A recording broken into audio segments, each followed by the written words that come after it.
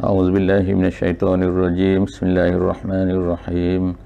Alhamdulillahirabbil alamin wassalatu wassalamu ala asyrafil anbiya'i wal mursalin wa ala alihi wa sahbihi ajmain. Rabbi shrah li sadri wa yassir li amri wahlul 'uqdatam min lisani yafqahu qawli. Subhanaka la ilma lana illa ma 'allamtana innaka antal alimul hakim. Wala haula wala quwwata illa billahil aliyyil azim. Alhamdulillah, bersyukur pada Allah Subhanahu wa taala. Pagi ini kita sekali lagi dapat bersama-sama dalam sesi tafsir. Pada hari ini insya-Allah kita akan bersama-sama dalam muka surat 353 daripada Mushaf Al-Madinah Al-Munawwarah. Jadi insya-Allah ayatnya pada hari ini adalah ayat daripada surah An-Nur ayat 28 sehingga ayat 31. Jadi hari ini sedikit saja, iaitu ada hanya beberapa ayat sahaja, iaitu 4 ayat saja. Perbincangan pada muka surat ini sebenarnya Allah Subhanahu wa taala membicarakan tentang dua perkara besar, iaitu masalah masuk ke dalam rumah dan juga masalah menjaga pandangan ataupun menjaga aurat. Jadi dalam muka surat ini dia bersambung sedikit dengan apa yang telah diceritakan di dalam muka surat sebelumnya.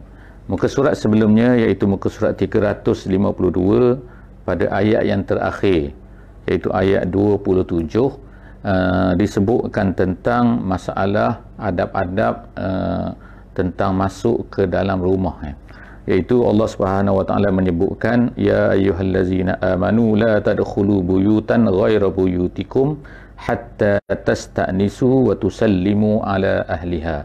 Janganlah kamu masuk, wahai orang yang beriman, jangan kamu masuk ke dalam rumah yang bukan rumah kamu sehingga kamu istiqnas. Jadi yang pertamanya istiqnas, yang keduanya ialah memberi salam. Jadi kita telah jelaskan tentang apakah yang dimaksudkan dengan istiqnas sebelum daripada ini, iaitu dalam perbincangan lepas, dan kemudian juga memberi salam. Jadi memberi salam itu difahamilah, iaitu Assalamualaikum lah. Jadi dalam perbincangan mengenai perkara ini, manakah yang lebih dahulu, sama ada beri salam dulu ke ataupun istiqnas dulu? Dan juga perkara yang kedua ialah perbincangan di kalangan ahli tafsir dan juga ulama-ulama fiqh. Apakah hukum istiqnas dan juga hukum memberi salam? Kalau diikutkan di dalam ayat ini, dimulai dengan tasta'nisu, kemudian wa tusallimu. Jadi kedua-duanya tu ialah diselangkan dengan huruf waw. Jadi bila diselangkan dengan huruf waw, mengikut pendapat ulama ialah ianya tidaklah bermakna tertib. Bermakna tertib artinya apakah perlu istiqnas dulu ataupun perlu memberi salam dulu. Jadi kalau kita pergi ke rumah orang, adakah kita ni nak beri salam dulu ke nak istiqnas dulu? Istiqnas tu ialah lebih kurangnya ialah meminta izin untuk masuk secara sepenuh hati daripada tuan rumah tu nak benarkan masuk ataupun tidak. Jadi itu nama dia istiqnas. Jadi adakah kita nak beri salam dulu, Assalamualaikum, kemudian kita minta izin atau minta izin dulu, boleh saya masuk ke? Kemudian dia kata boleh masuk, kemudian barulah Assalamualaikum. Jadi perbincangan ini telah dijelaskan sebenarnya di dalam hadis Nabi SAW. Jadi ulama telah membuat kesimpulan, iaitu jika sekiranya orang tiada di rumah, maka kita bukan orang tiada di rumah, kita tak nampak orang tu, maka kita hendaklah memberi salam dulu. Kemudian selepas daripada tu, apabila tak ada orang, maka kita baliklah. Tapi kalau kita nampak orang dulu, kita jumpa orang dulu, maka kita minta izin dia dulu, kemudian barulah beri salam. Itu adalah gabungan yang indah lah yang dibuat oleh ulama-ulama yang menghimpunkan di antara perbincangan Al-Quran dan juga apa yang disebutkan di dalam hadis Nabi sallallahu alaihi wasallam. Perkara kedua ialah masalah hukum. Apakah hukum istiqnas? Saya sekarang sedang membicarakan tentang ayat 27 iaitu muka surat 352, iaitu muka surat sebelum daripada apa yang kita nak bincangkan pada hari ini lah kan. Kalau ikutnya, perkara kedua ialah masalah apa hukum isti'nas dan apa hukum memberi salam. Jadi asal memberi salam adalah sunat. Jadi adakah memberi salam ni berubah? Kalau mengikut ayat ni, sehingga kerana ayat ni menyebutkan sehingga, hatta, tak boleh masuk selain kalau bukan rumah kamu, kalau rumah kita sendiri lain kalau bukan rumah kamu, sehingga kamu istighnas dan juga memberi salam. Jadi kesimpulannya yang disebutkan oleh ulama-ulama tafsir seperti Imam Al-Qurtubi, dia menyebutkan bahawa istighnas itu adalah wajib, tetapi memberi salam adalah sunat. Itu ada perbezaan lah di antara istighnas dan juga memberi salam. Jadi artinya kalau seorang tu tak memberi salam, hukumnya ialah makruh. Tetapi kalau tidak mendapat istighnas daripada tuan rumah, maka hukumnya adalah haram, masuk juga. Jadi artinya kalau tak dapat izin, so baliklah. Okey. Kemudian ada adab yang kita baca sekejap lagi lah insya-Allah. Ayat 28, a'udzubillahi minasyaitonirrajim, fa illam tajidu fiha ahadan fala tadkhuluha hatta yu'zana lakum. Jadi kalau tak ada orang dalam rumah tu, tak ada seorang pun dalam rumah tu, maka tak boleh kita masuk ke dalam rumah tu lah sehingga kita dapat izin. Dapat izin ni melalui telefon ke, kalau dia beri diberi kunci ke dan sebagainya, itu maknanya memberi izin tu kan.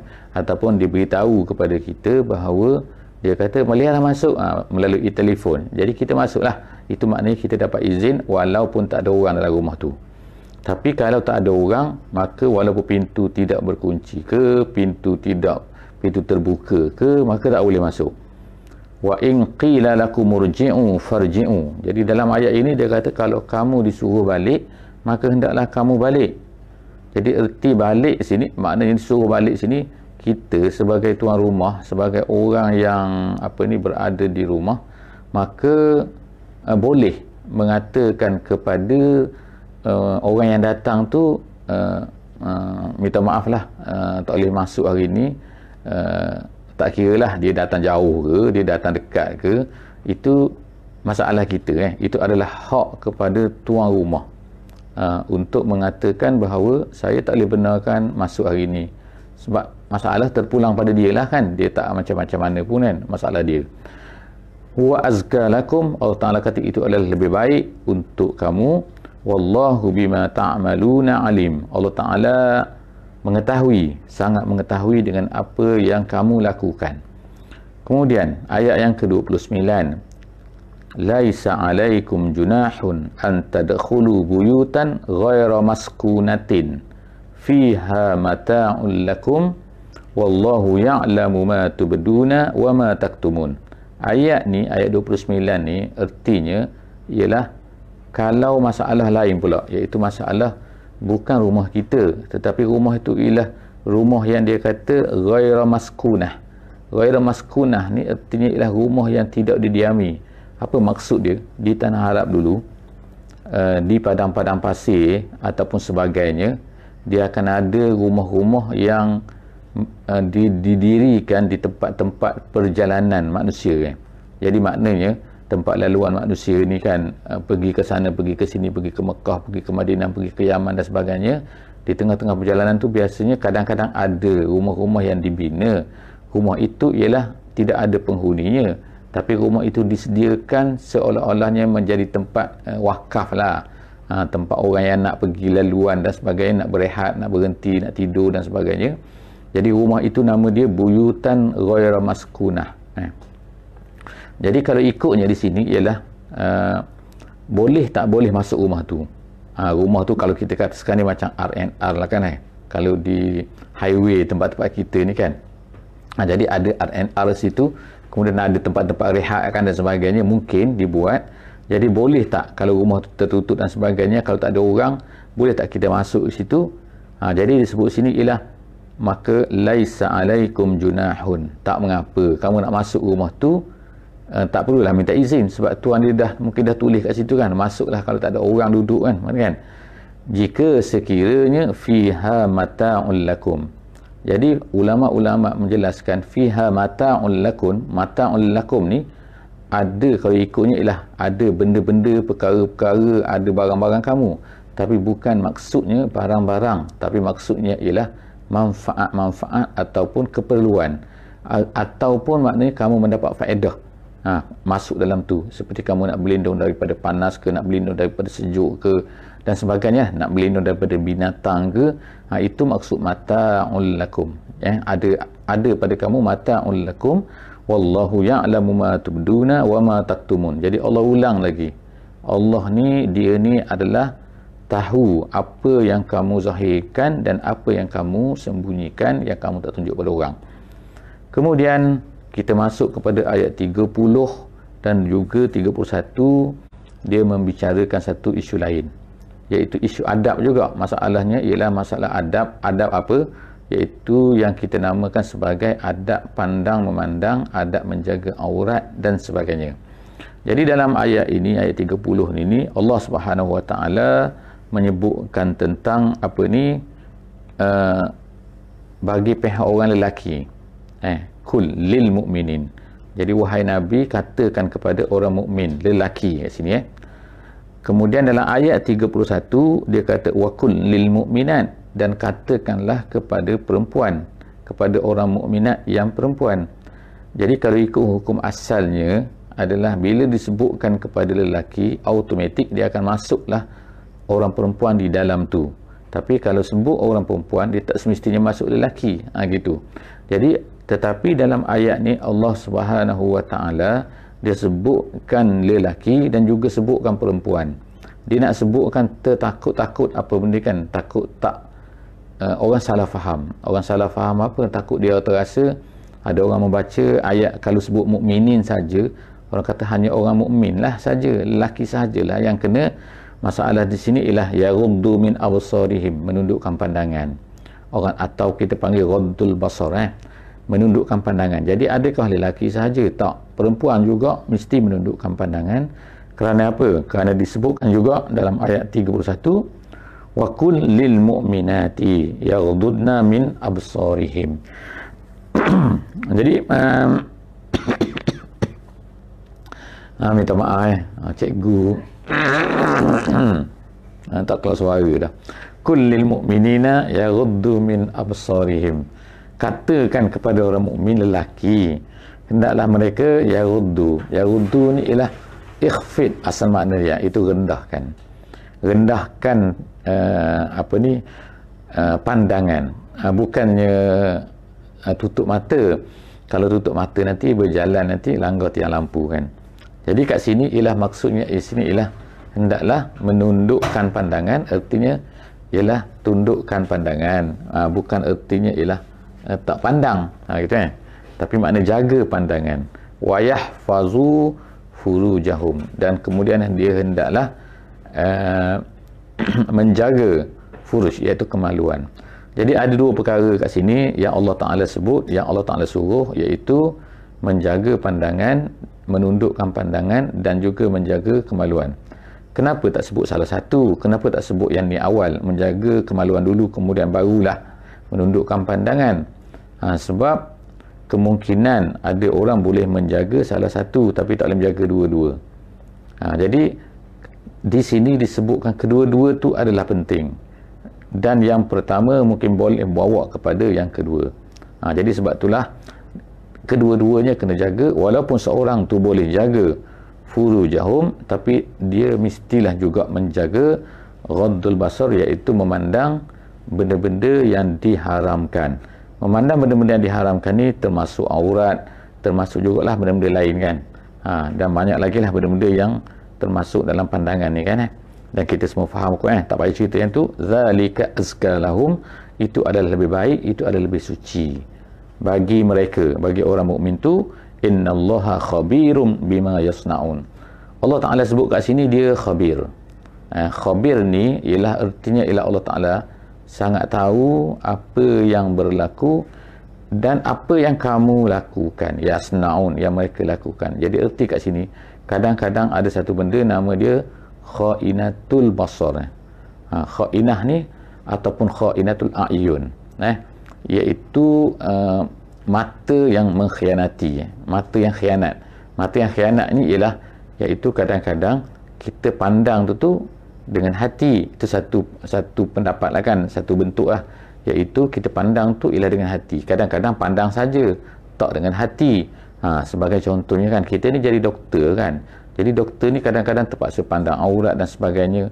Jadi memandang aurat kadang-kadang pesakit, kadang-kadang bukan pandang dengan hati, tapi pandang dengan mata saja pandang, tapi hati tak ada perasaan. Sebab apa? Sebab ada perasaan kesian ke, ada perasaan sedang nak berubat ke, ada perasaan macam-macam.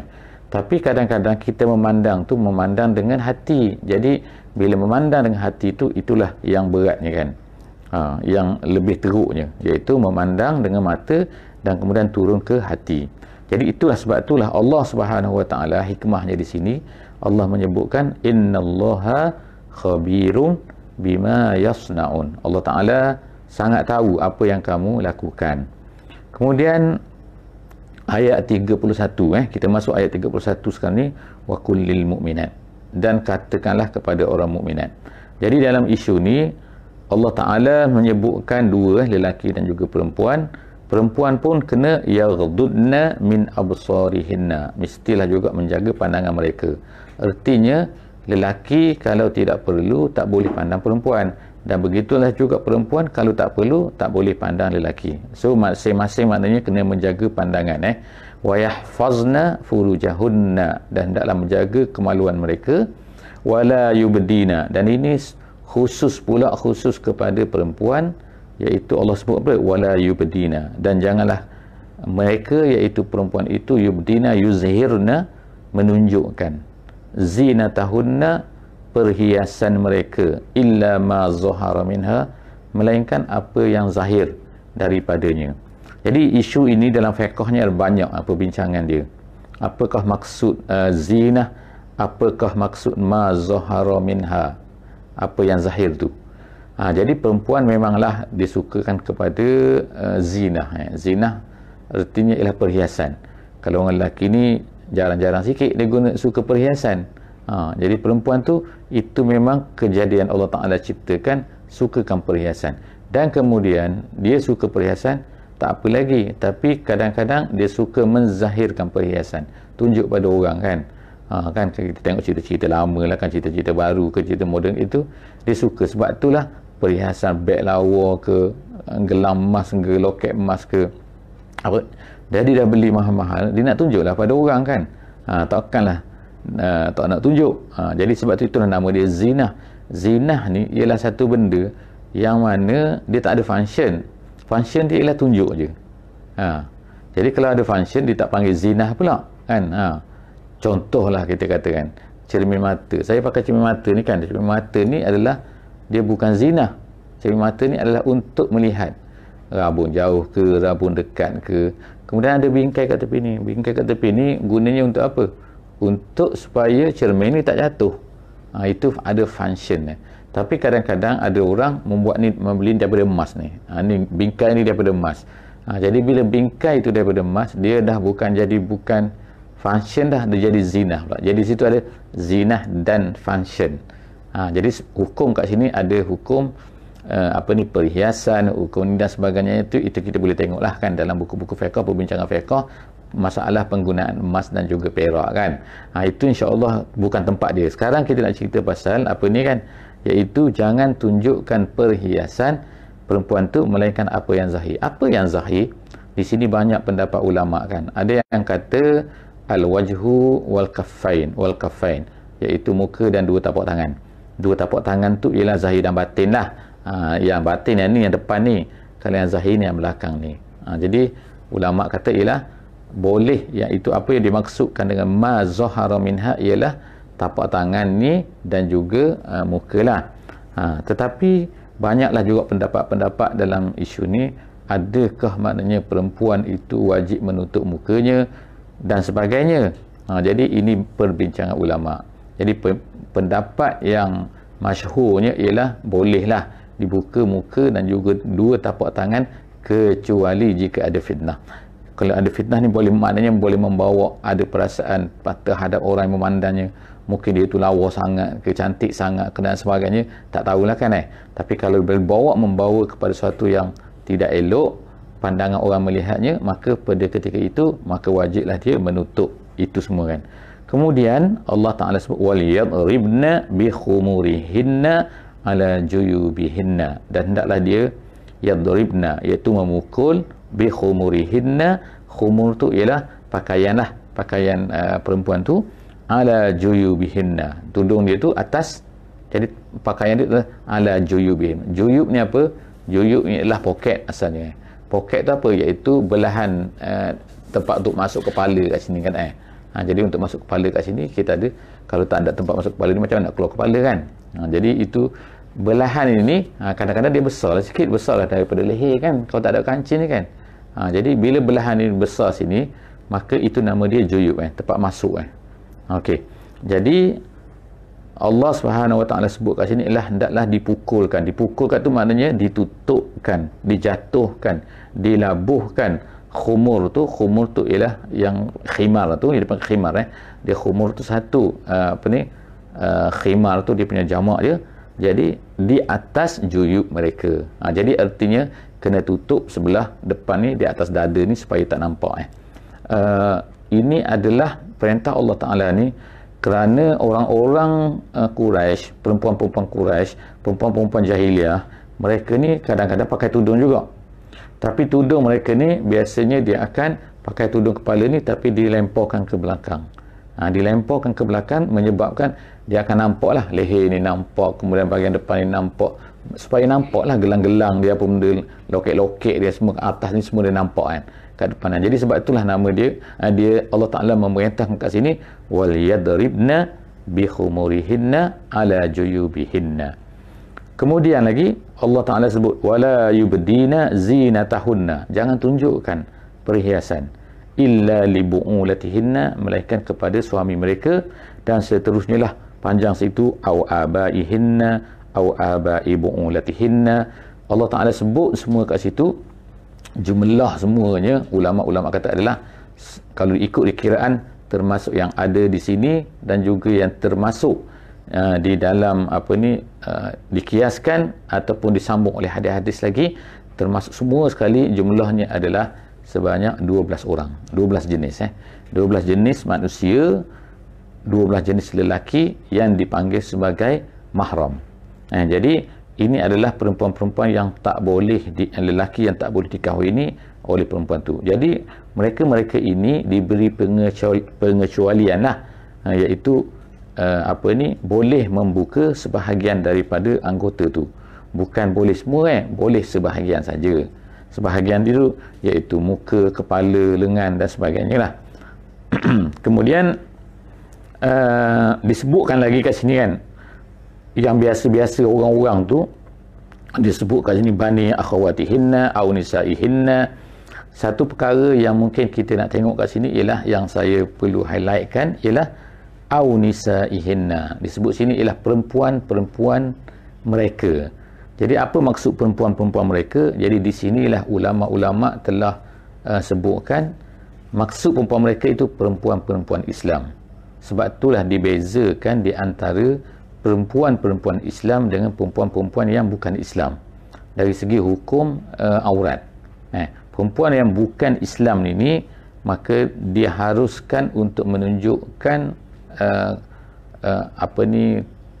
menunjukkan zinah tadi itu kurang sikit daripada kepada perempuan-perempuan muslimah. Maknanya ada beza di antara muslimah dengan bukan muslimah dari segi hukumnya. Jadi kita mungkin orang yang duduk mungkin sekali dengan perempuan yang bukan Islam ke, serumah ke, seasrama ke dan sebagainya, maka hukum dia agak berbeza. Kenapa? Kerana ada disebut kat sini au nisaihinna, atau perempuan-perempuan mereka. Perempuan mereka iaitu perempuan Islam. Ataupun au ma malakat aymanuhunna, hamba-hamba. Perbincangan tentang hamba-hamba ni, kenapa hamba-hamba ni boleh duduk di rumah dan juga boleh dan macam-macam lagi tu, akan kita bincangkanlah di tempatnya insya-Allah.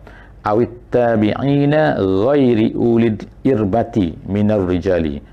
Ini perkara yang lain sikit, iaitu orang lain. Orang lain ni apa? Iaitu yang dipanggil sebagai at-tabi'ina ghairi ulil irbah. Siapa at-tabi'ina ghairi ulil irbah ni? Iaitu kalau ikut makna asalnya ialah orang yang mengikuti, ghairi ulil irbah, yang tidak mempunyai perasaan minar rijal terhadap lelaki. Maknanya dia ni dah tua. At-tabi'ina ghairi ulil irbah ni maksudnya ialah kalau ikutnya dulu ada orang-orang yang mengikuti orang. Mengikuti orang ni maknanya kalau kita orang perempuan tu berjalan apa benda kan, dia ikut sebab apa? Sebab nak minta makanan dan sebagainya. Gitu kan, kalau ada makanan lebih ke apa kan. Jadi orang-orang ni kita nak panggil gelandangan yang tua lah kan kalau sekarang kan gitu kan tak. Tapi dia ni lelaki-lelaki yang dah tua dah, yang tak ada perasaan dah terhadap perempuan.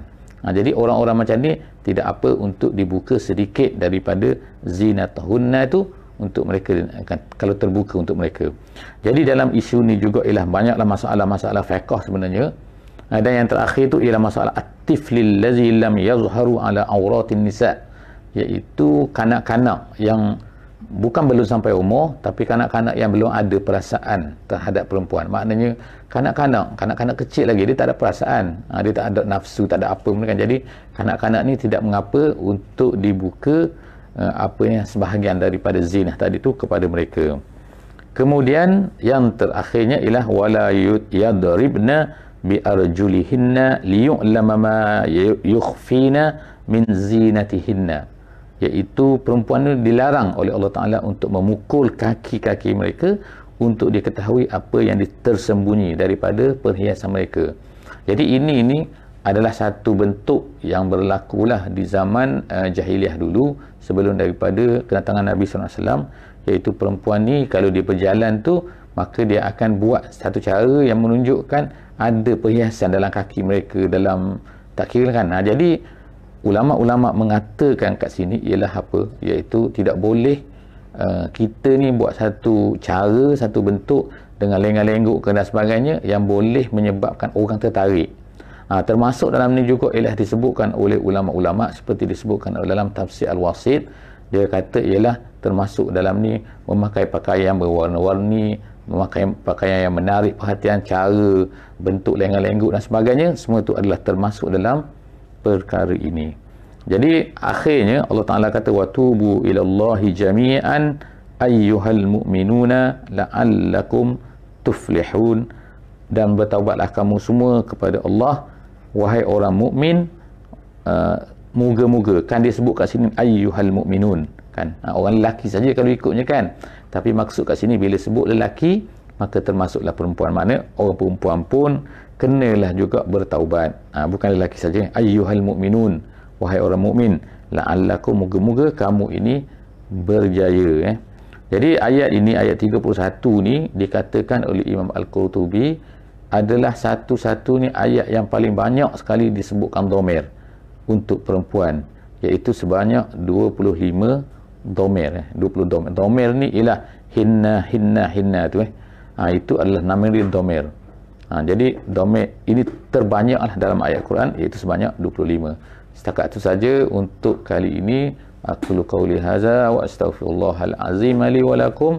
Wassalamualaikum warahmatullahi wabarakatuh. Subhanakallahumma bihamdi nashhadu an la ilaha illa anta nastaghfiruka wa natubu ilaik. Bismillahirrahmanirrahim. Wal 'asri innal insana lafi khusr illa allazina amanu wa 'amilus solihat wa tawasaw bil haqqi wa tawasaw bis sabr.